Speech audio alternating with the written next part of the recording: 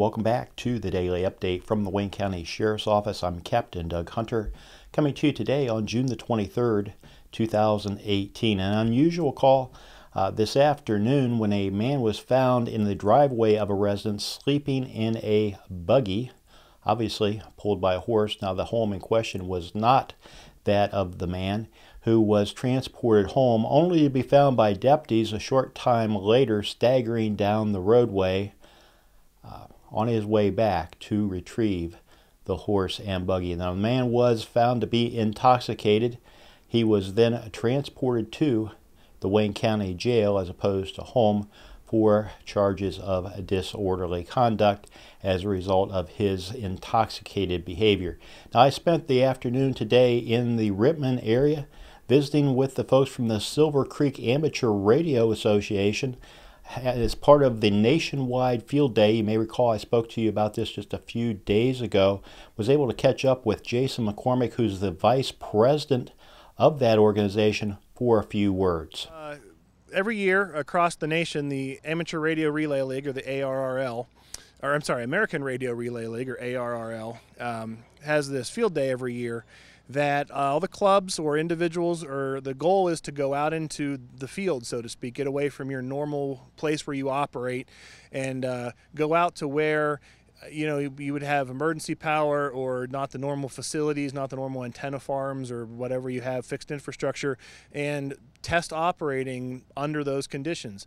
One of the goals is emergency communication, to get hams used to, it's easy to go downstairs and flip the switch and turn on your radio in the shack, but when you're out in the field, this gives you a different way of operating, give you some experience with field operations, and really if you need to do emergency communications or even just something fun, gives you a way to get out and get out in the community. So another great thing about Field Day is to have people from the community come out and see what's going on. We encourage, obviously, licensed hams to come out and operate. Field Days are open to everyone. That's the spirit of them, is that anyone can drop by. Whiskey 8, Whiskey, Kilowatt Yankee. WAWKY 2 Alpha, Vermont. Roger, 2 Alpha, Vermont. You're 4 Alpha, Ohio. QSL. Whiskey 1 November, Victor Tango. Also caught up with a 12 and a 9-year-old pair of brothers who were visiting the field day, and they expressed their appreciation for the event. I mean, they're cool, and you need them with a tornado hits or hurricane or anything like that. Now, it's important to realize that the folks that are involved in amateur radio treat this field day as an exercise to test their abilities to make contacts across the nation and around the world in the event of a national disaster.